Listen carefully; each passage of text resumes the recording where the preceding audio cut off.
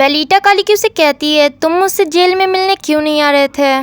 कालीक्यू उसके सवालों का जवाब नहीं दे पाता है। बेलिटा अपने सर को घुमा लेती है और वो एक किताब को देखती है और सोचती है, जो भी चीज़ मेरे साथ पास्ट में बीता है मैं उसे नहीं भुला सकती। इस वजह से मैं कालीक्यू को इतना जल्दी माफ़ करना मेरे लिए बहुत ज़्यादा मुश्किल है। मैं सीधे कुछ भी नहीं सोच सकती क्योंकि वो यहाँ है। मुझे पहले इससे निपटना होगा। पहले उसने मुझसे कहा था कि तुम्हें हर दिन मुझसे मिलना होगा, पर ये चीज़ें पूरी तरीके से अलग है। बेलिटा कालीक्यू के सामने जाती है और बोलती है, कालीक्यू आपको दिन में एक बार मुझसे मिलना होगा और एक बार से ज़्यादा नहीं होना चाहिए, और आपका बर्ताव जैसे कि आप मुझसे माफ़ी मांगना चाहते हैं ऐसा होना चाहिए। कालीक्यू को याद आता है यही सारी चीज़ें बेलिटा से उसने कहा था। कालीक्यू हैरान हो जाता है और बेलिटा कहती है, आंसर दो। कालीक्यू कहता है, आपका बोलने का मतलब है कि मैं हमेशा हर दिन आपसे मिलने आऊँ। बेलिटा कहती है, हाँ, पर इस तरह से नहीं जैसे कि आप हर वक्त मेरे पास आ रहे हो।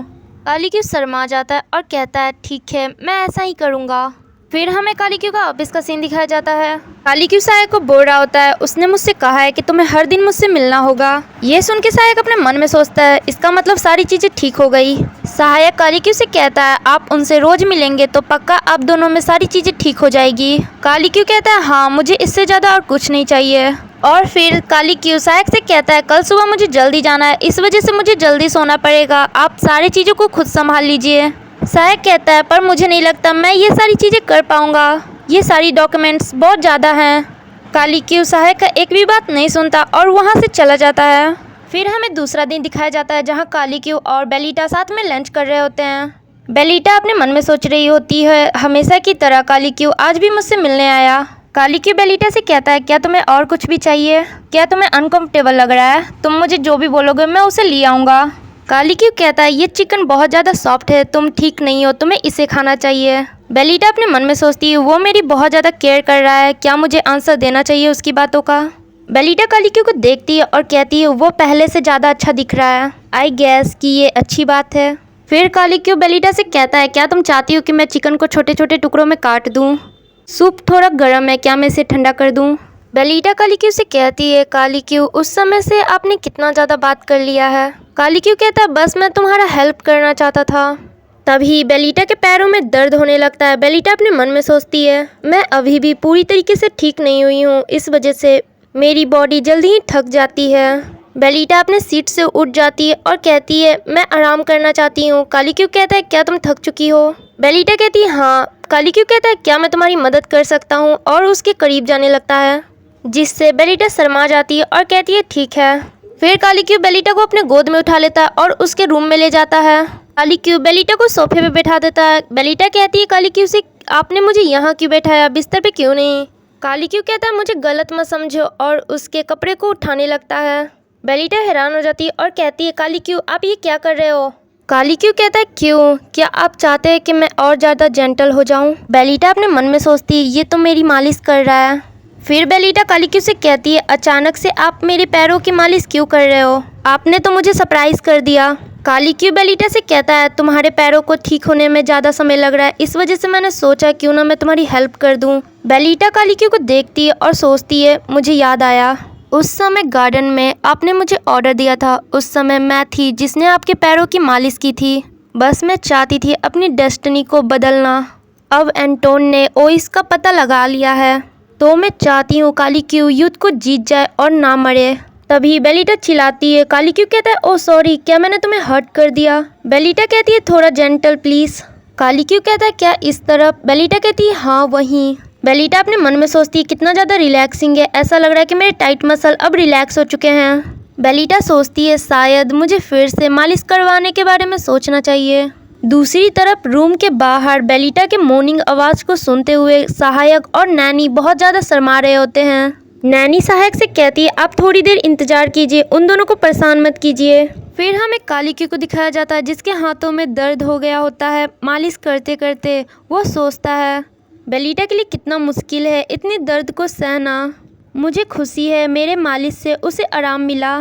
जब कालीक्यू बेलिटा को मालिश कर रहा होता है, बेलिटा सो गई होती है और कालीक्यू उसे मालिश कर रहा होता है। फिर कालीक्यू अपने ऑफिस में जाता है, जहाँ सहायक, एंटोन और एक और आदमी होता है। वो लोग कालीक्यू को ग्रीट करते हैं। सहायक कालिक्यू से कहता है हमने फैलून से कांटेक्ट कर लिया है। वो अपने 300,000 सैनिकों को भेज दिए हैं, वो लोग 3 दिन में पहुंच जाएंगे। सोनिक किंगडम ने भी अपने 100,000 सैनिकों को भेज दिया है, वो भी लोग 5 दिन में पहुंच जाएंगे। कालिक्यू कहता है अब वो दिन आ चुका है, हम लोग 5 दिन में अपने फोर्स के साथ तैयार रहेंगे। 600,000 सैनिकों को एंटोन हैंडल करेगा और उन्हें ओइस तक ले जाएगा। वो सारे लोग प्लान बनाने लगते हैं कि कैसे वो लोग यूक्लो पे हमला करेंगे। कालिक्यू कहता है मैं अपने 400,000 सैनिकों के साथ यूक्लो को घेर लूँगा। फिर एंटोन तुम अपने सैनिकों के साथ आना और फिर हम दोनों साथ में वहाँ हमला करेंगे। यूक्लो नहीं जानता है कि हमारी आधी सेना ओइस में बेस बना के रहेगी। यूक्लो पे जीत समय की बात है। ये लास्ट है, अंतिम युद्ध शुरू होता है। फिर हमें शाम का सीन दिखाया जाता है जहाँ बेलिटा के रूम में कालिक्यू फिर से बेलिटा का मसाज कर रहा होता है। बेलिटा कालिक्यू को देखती है और वो सोचती है ये इतना शांत है, मुझे लगता है क्यों ना मैं इसे टीज करूं। बेलिटा कहती है कालिक्यू मैं थोड़ा बोर फील कर रही हूँ। कालिक्यू कहता है आपके बोरियत को कम करने के लिए मुझे क्या करना चाहिए। फिर बेलिटा अपने मन में सोचती है ऐसा लग रहा है कि ये सारी चीज़ें पहले हो चुकी है। जब कालिक्यू बीमार था तो बेलिटा ने उससे कहा था कि तुम्हारी बोरियत को दूर करने के लिए मुझे क्या करना चाहिए। फिर बेलिटा अपने बेड से उठ जाती है और वो मन में सोचती है मुझे इसके साथ खेलना चाहिए, उस समय इसने क्या कहा था। और बेलिटा कालिक्यू से कहती है ठीक है चलो गाना गाओ। कालिक्यू कहता है क्या गाना। बेलिटा कहती है ठीक है तो डांस करो। कालिक्यू कहता है नहीं मैं गाना गाऊंगा। बेलिटा अपने मन में सोचती है मैंने नहीं सोचा था कि वो मेरी बात मानेगा, क्या वो सच में गाना गा रहा है। फिर कालिक्यू गाना गाना स्टार्ट कर देता है। कालिक्यू गाना गा रहा होता है और बेलिटा सुन रही होती है। बेलिटा उसे सुनते हुए याद करती है ये गाना तो बेलिटा ने यही गाना कालिक्यू के लिए गाया था। बेलिटा सोचती है मैंने कितना ख़राब गाना गाया था पर उसे याद है ये। मैंने वास्तव में नहीं सोचा था कि कालिक्यू इतना अच्छा गाना गाता है। इसके डीप टोन की वजह से ये गाना और ज़्यादा पीसफुल और स्वीट हो चुका है। गाना ख़त्म होता है। बेलिटा कहती है एक्सीलेंट, पर मुझे याद है ये गाना की वजह से आपके कानों से खून बहने लगा था, पर आपको ये सॉन्ग याद है। कालिक्यू कहता है मैं वो सारी चीज़ों को कैसे भूल सकता हूँ, तुम्हारी डरावनी स्किल को। ये सुनते हुए बेलिटा अपने मन में सोचती है इसका कहने का क्या मतलब है। बेलिटा अपने मन में सोचती है मैं सच में आज के दिन को बहुत ज़्यादा इंजॉय कर रही हूँ, ये बहुत ज़्यादा इंटरेस्टिंग है, वो मुझे सच में खुश करने की कोशिश कर रहा है। कालिक्यू बेलिटा के पास बैठ जाता है और कालिक्यू बेलिटा से कहता है बेलिटा मैं तुम्हें बहुत इंपॉर्टेंट चीज़ बताना चाहता हूँ, हम लोग यूक्लो पे हमला करने वाले हैं। फिर हमें गार्डन का सीन दिखाया जाता है जहाँ बेलिटा बैठी हुई होती है और उसके पास एंटोन आता है। एंटोन कहता है मुझे माफ़ कर दीजिए, आपसे फिर से मिलने आने में मुझे बहुत ज़्यादा टाइम लग गया। बेलिटा कहती है कोई बात नहीं, वैसे भी मैं अच्छे से आपसे बातचीत नहीं कर सकती थी क्योंकि मैं बीमार थी। फिर एंटोन कहता है आपकी तबीयत कैसी है। बेलिटा कहती है हाँ अब मैं ठीक हूँ। एंटोन कहता है मैं खुश हूँ ये सुन के। फिर एंटोन कहता है क्या आपने युद्ध के बारे में सुना। बेलिटा कहती है हाँ कालिक्यू ने मुझे बताया था। और एंटोन कहता है कल मैं जा रहा हूँ और वो फिर बेलिटा के सामने झुक जाता है। एंटोन कहता है ये युद्ध हमारे पर एक बोझ था, थैंक यू सो मच हमारी मदद करने के लिए, मैं वादा करता हूँ मैं जीत के वापस आऊँगा। बेलिटा एंटोन की बातें सुनती है और सोचती है युद्ध होने वाला है। जब मैंने कालिक्यू से ये सुना तो मैं सरप्राइज हो गई थी कि सारी चीज़ें पहले से ही तैयार है। मैं उसके रीजन से अग्री हूँ क्योंकि हर कोई ओइस के बारे में जानता है। ये ठीक है, वो लोग जितना जल्दी यूक्लो पे हमला करने का प्लान बनाते हैं उनके लिए जितना अच्छा होगा। फिर बेलिटा एंटोन से कहती है मैं आपके हिम्मत को फील कर सकती हूँ, मुझे आपके शब्दों पे भरोसा है। एंटोन कहता मैं आपको निराश नहीं करूँगा मेरी महारानी। फिर एंटोन कहता हीज़ हाइनेस पूरे महाद्वीप पे अपना रूल करेंगे तो आप पक्का उनकी महारानी बनने के लायक हैं। फिर बेलिटा की नज़र एंटोन की चोट पे जाती है। वो कहती है ये चोट। एंटोन कहता है ये तो डाकू से लड़ाई करते हुए हो गई थी। ये सुन के बेलिटा अपने मन में सोचती है मैं तो इन्हें इन सब के बारे में बताना भूल ही गई थी। एंटोन कहता है उन्हें जब पता चला हम काटान के सिपाही हैं वो लोग हम सब पे और ज़्यादा टॉर्चर करने लगे थे, स्पेशली उनका लीडर।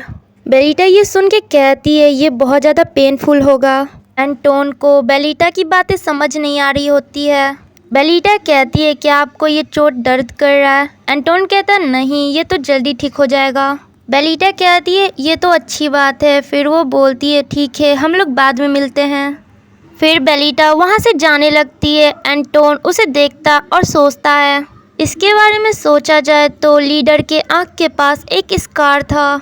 मैं इसके बारे में पूरी तरीके से भूल चुका था, पर ये थोड़ा सा अजीब है। पर महारानी ये सारी चीज़ों के बारे में इतना कुछ कैसे जानती है? जितना ज़्यादा मैं इस चोट को देख रहा हूँ ऐसा लग रहा है बहुत सारी चीज़ें अभी छुपी हुई है। फिर वो वहाँ से जाने लगता है और सोचता है अभी मुझे युद्ध पे ध्यान देना चाहिए। फिर हमें कालीक्यू का ऑफिस दिखाया जाता है जहाँ सहायक और कालीक्यू होते हैं। कालीक्यू कहता है सी साइड विलेज। सहायक कहता है हाँ, अभी ईथन स्टोन वही है और यंग लोगों के साथ मिलके काम कर रहा है। सहायक कहता है उन्होंने पहले वाले सड़क को हटा दिया और नए सड़कों का निर्माण कर रहे हैं। कालीक्यू कहता है पर क्यों?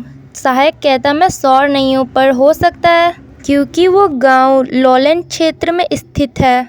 कालीक्यू कहता है ये एकमात्र गांव नहीं है जिसे सुधार की आवश्यकता है। सवाल ये है कि यही गांव क्यों? कालीक्यू कहता है वेल, हम लोग इंतजार करेंगे और देखेंगे। इस आदमी पे मुझे भरोसा है क्योंकि बेलिटा ने इसके साथ मुलाकात की थी। सहायक कहता है मैं उस पर नज़र रखूँगा, प्लीज़ आप अपना ध्यान यूक्लो पे ही रखें। फिर हमें बेलिटा का मैंसन दिखाया जाता है जहाँ बेलिटा नैनी से कह रही होती है प्लीज़ इसे ईथन स्टोन को भेज दें। और बेलिटा अपने मन में कहती है मैं उसे बोलना चाहती हूँ जिसे मैंने भेजा है उन लोगों को रखे। वो लोग इम्पीरियल फ्लैग के साथ वहाँ आएंगे। वो लोग शाही फ्लैग के साथ वहाँ जाएंगे तो गांव के सारे लोगों को लगेगा कि ईथन और कालीक्यू ने समझौता किया है। मैं चाहती हूँ सारे लोगों को पता चले कि हम लोग ईथन के साथ मिले हुए हैं। मैं बस सारे लोगों को ये समझाना चाहती हूँ। मैं और ईथन सारी चीज़ों को प्रोटेक्ट करेंगे। फिर बेलिटा अपने मेट से कहती है क्या वो हो गया? फिर सीन शिफ्ट होता है। हमें कालीक्यू को दिखाया जाता है जहाँ सहायक आता है और कहता है योर मैजेस्टी इमरजेंसी है। महारानी अपना सारा सामान पैक कर रही है।